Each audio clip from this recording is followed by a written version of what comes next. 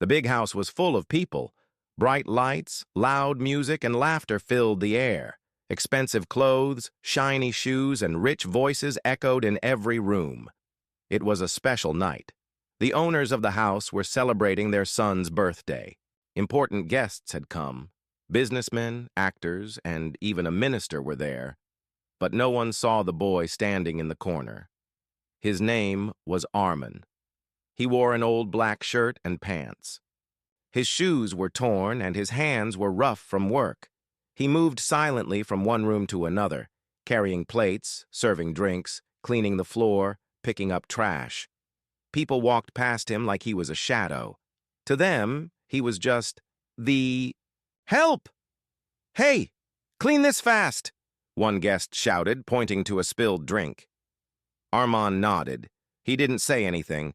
He just bent down and cleaned the floor. Another man laughed loudly. "These helpers are everywhere these days. Useless, but cheap."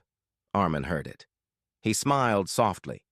Not because he liked the words, but because he was used to them. They said the same thing every day. It didn't hurt him anymore. Or maybe it did. But he had learned to hide it. In the corner, one of the rich boys looked at Armin and smirked. He walked up to him holding a glass of juice. Without warning, he spilled it on Armin's shirt. "Oh no," the boy said with fake shock. "I hope your fancy shirt isn't ruined." People laughed. Armin looked down at his shirt. It was wet and sticky. Still, he didn't react. He just said, "I'll clean it." The boy laughed again. What a good little helper. So quiet, so weak. Armin didn't answer. He picked up the glass from the floor, turned around, and walked away. But no one noticed that his eyes weren't sad. They were calm. As the night continued, the guests enjoyed the party. They danced. They drank. They bragged about money, cars, and power. Armin kept working, moving quietly like a ghost in the background. No one asked where he came from. No one asked if he had a dream. No one cared. Late in the evening, after the last guest left the hall and the music stopped, Armand went to the back of the house. He sat on the small bench near the storage room, his sleeping place. It was cold and dark. He rubbed his hands together and opened his small backpack. Inside was an old wooden box. It was smooth, but scratched. It looked like it had been with him for many years. He placed it on his lap and gently ran his fingers over it. This box was his secret. He had never opened it in front of anyone. He whispered to himself, "Soon, they'll see." He didn't sound angry. He didn't want revenge. He just wanted to be seen, to be known for who he really was. Armand looked up at the night sky. Stars shined above, quiet and far, just like him. He remembered his mother's voice from years ago. "Beta, people may ignore you, but remember, the world always hears truth, just not always at first." He closed his eyes for a moment. Then he opened the box. Inside was a notebook full of drawings and notes, machines, ideas, inventions, and next to it was a small object wrapped in cloth. He didn't take it out yet.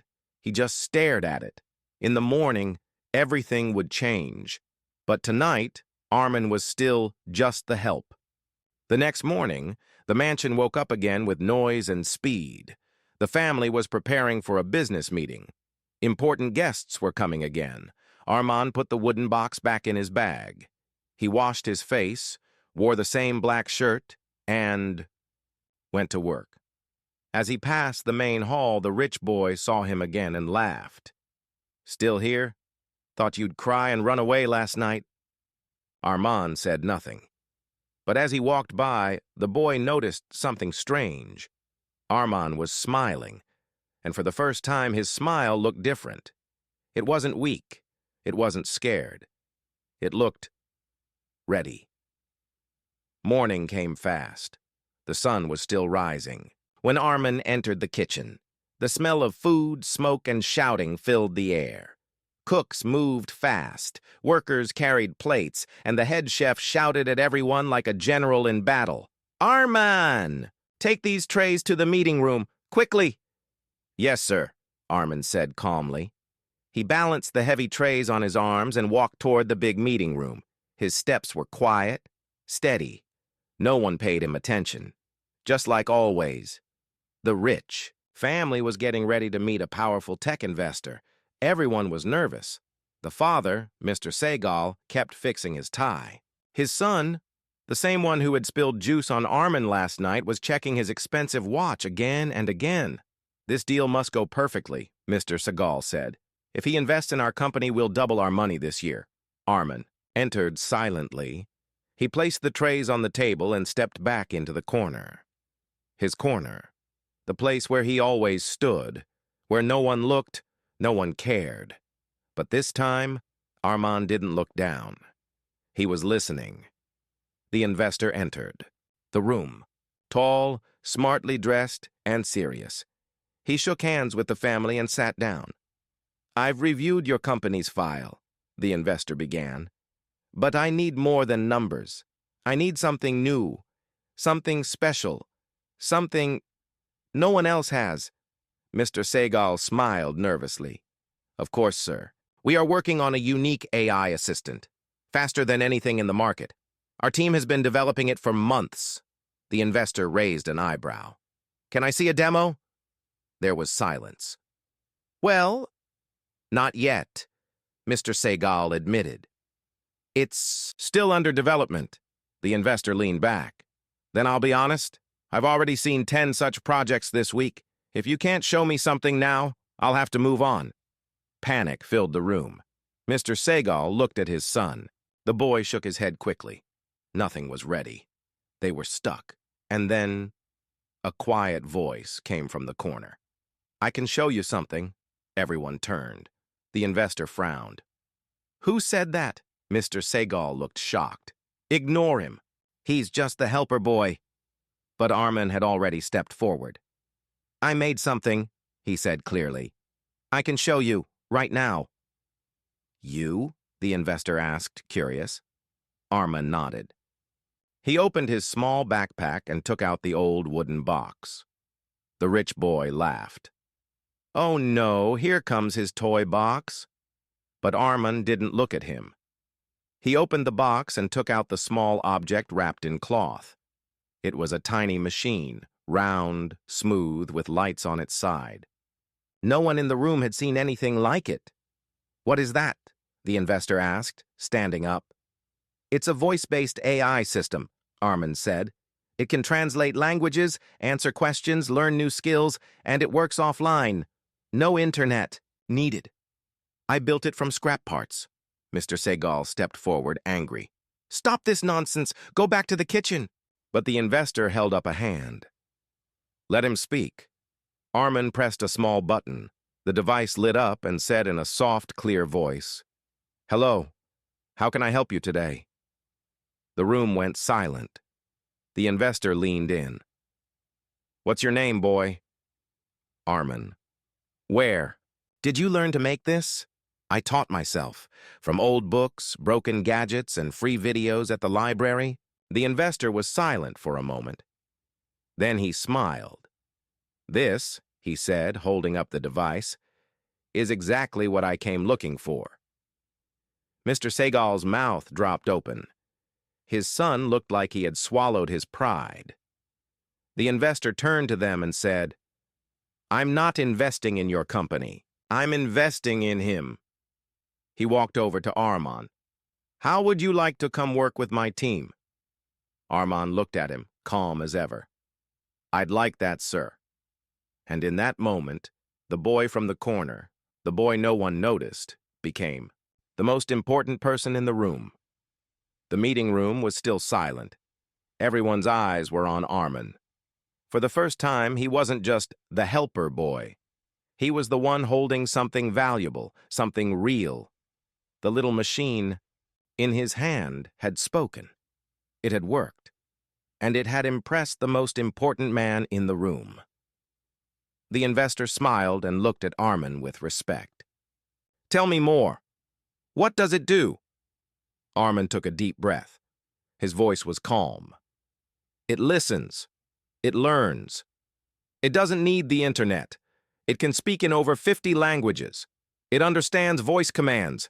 It even adjusts to the speaker's tone. The investor's eyes widened. Did you build this all by yourself? Armin nodded.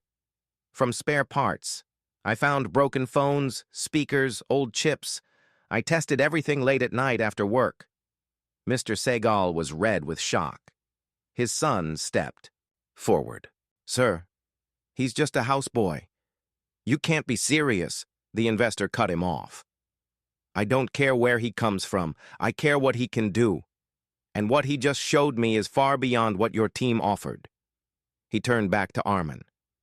How would you feel about joining my innovation program? We fund young minds. You'll get a place to live, tools, teachers, and a team that actually listens to you. Armin paused. He wasn't used to people offering him things. He had spent his whole life giving. Time, energy, sweat. Never asking for anything back. Will I still be seen as just the helper? Armin asked quietly. The investor smiled. No. You'll be seen as the mind behind a future that's just beginning. Armin nodded slowly. Then yes, I'd like to join. The investor shook his hand firmly. Good. We leave tomorrow. Mr. Segale tried to step in. Wait! We gave him work, shelter. Armin looked him in the eye for the first time. You gave me orders, not opportunities. The investor placed his hand on Armin's shoulder. Pack your things. Today is your last day here. As they walked, out of the room, whispers followed them. The other staff members stared in shock. Some smiled quietly. One of the old kitchen workers gave Armin a thumbs up. That night, Armin sat in his tiny room one last time. He opened his box, took out his notebook, and flipped through the pages filled with ideas. Some were crazy, some were beautiful. All of them were his. He didn't feel small anymore. The next morning, a black car waited outside the mansion gates.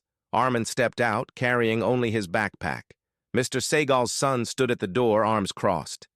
You're lucky, he said bitterly. The lab was quiet except for the soft humming of machines and the tapping of keys. Armin sat at his workstation, adjusting the tiny device he had built. His creation, his voice, his friend. He called it Zora. Zora had no face, no arms, no legs. Just a soft glow, a smooth metal shell, and a voice that could speak any language with calm, perfect tone. Zora, Armin whispered. How are we today? Zora answered softly. I'm ready to learn, Armin. It didn't just reply. It understood Armin. Had worked on Zora for years, even before the investor found him. The first version barely spoke.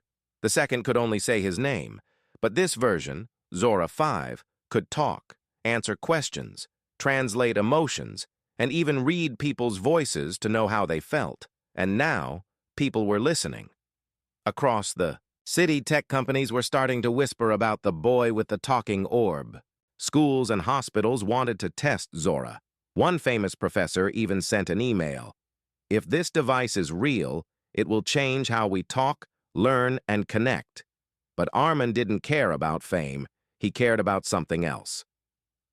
One evening, the Takete investor entered the lab and handed Armin a folder. It's time, he said.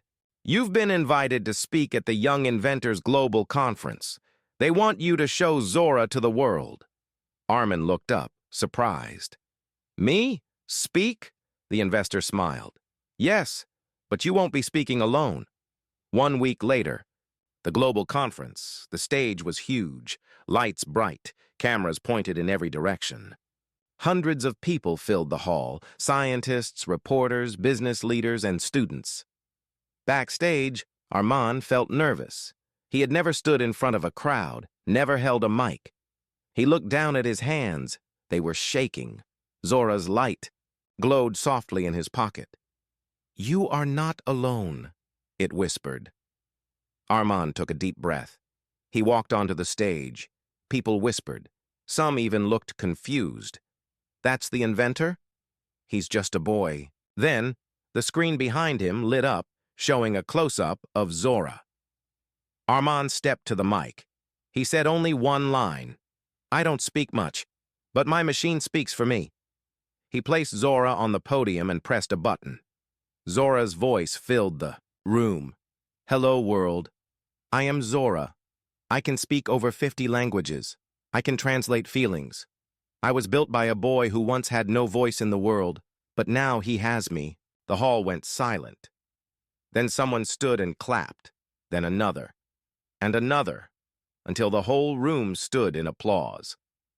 After the presentation, reporters surrounded Armand. "How did you build it? What inspired you? Where are you from?"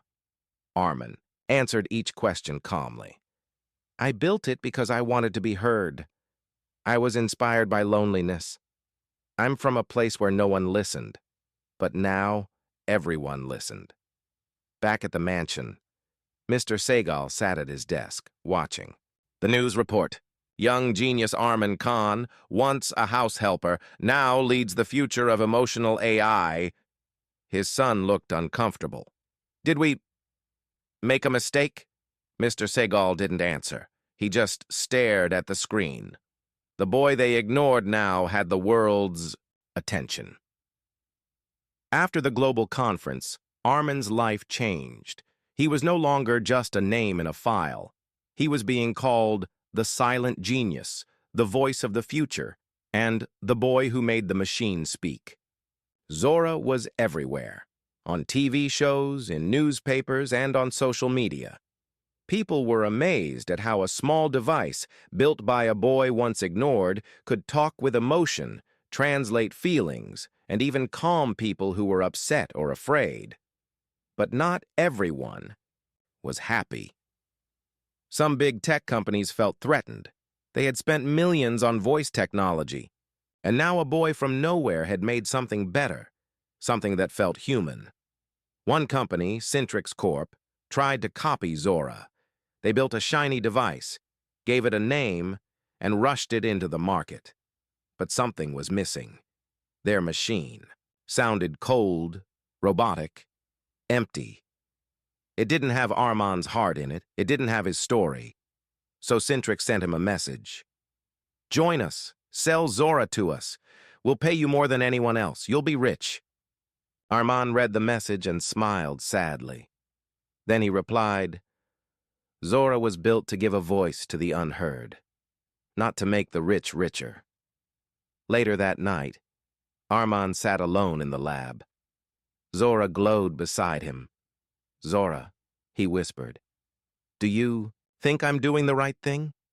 Zora replied gently, "You are doing what feels right, and sometimes that's the hardest thing of all." Armand closed his eyes. He thought about the past, about the days he cleaned floors, slept on hard mats, and ate cold food after others had finished. He had no power then, no voice. Now he had both. But more than anything, he had a choice. A few days later, a school in a small village, Armand visited a school where the students had never seen a real computer. He showed them Zora. A little girl raised her hand, canned. "Zora, speak for me. I stutter sometimes." Armand placed Zora in her hands. "Talk to her," he said. The girl spoke slowly, nervously. Zora listened, then repeated her words, smooth, strong, clear. The girl's eyes filled with tears. "So now, I can speak like everyone else?" Armand smiled. "No, you can speak better than everyone else. Because you kept trying." The teachers were shocked.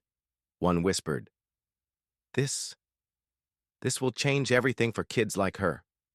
Armand didn't say much, but his heart was full. Meanwhile, back in the city, Centrix wasn't done. They sent lawyers. They claimed Zora was dangerous, that it could be used for spying, that a device like this in the hands of a boy with no training was unsafe. The investor was furious. "They're scared, that's all. They know you've already won." But Armand didn't get angry. He got focused. He called a press conference. When the cameras rolled, Armand stood calmly. I'm not a scientist from a big company. I'm not someone with powerful friends. But I am someone who knows what it feels like to be ignored. I built Zora so no one else has to feel that again. He held up Zora. And no amount of money, power, or legal threats will silence what we've started. The crowd clapped. Some stood. Some cried, because they didn't just hear a boy, they heard a movement. The world was finally paying attention, not to a rich man, not to a powerful company, but to a quiet boy who once mopped floors in silence. Armin had become more than a name. He had become a symbol of strength, of patience, of what happens when someone refuses to stay invisible. Zora was now used in schools, hospitals, and care centers. Kids who couldn't speak well, old people who had forgotten how to talk, and even soldiers with trauma. Zora helped them all, and every time it spoke. It was like Armin was speaking too. One evening, Armin received a message on his screen. United Nations Tech Summit. Invitation. Special guest speaker, Armin Khan. He stared at it. The United Nations? It was the highest stage on Earth, a place where world leaders met, a place where big decisions were made. Why me? He asked.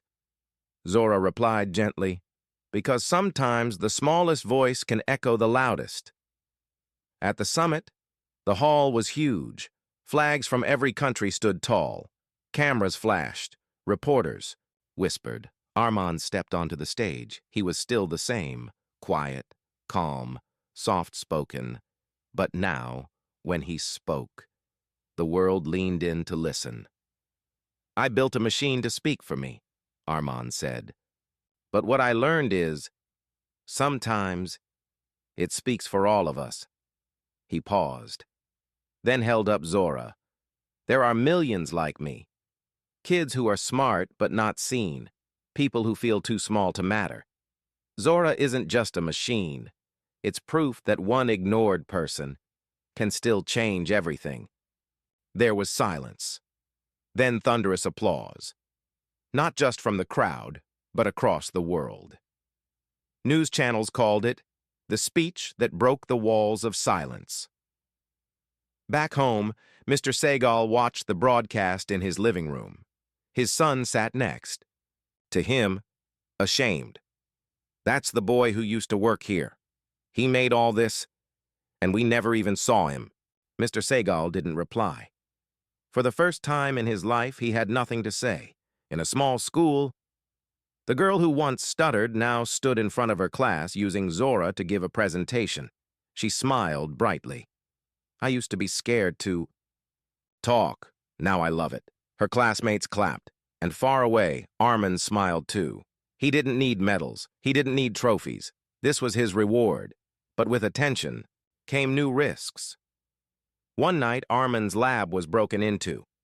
Nothing was stolen, except Zora's core chip, the heart of everything. The police came. Cameras caught nothing, no fingerprints, no clues. The investor was worried. Someone wants to shut. You down, Armin? But Armin was calm. He walked to a drawer, pulled out a tiny case. Inside was another chip. He whispered, that wasn't the real one. I never trusted the world that quickly. Zora's backup glowed quietly. I always have.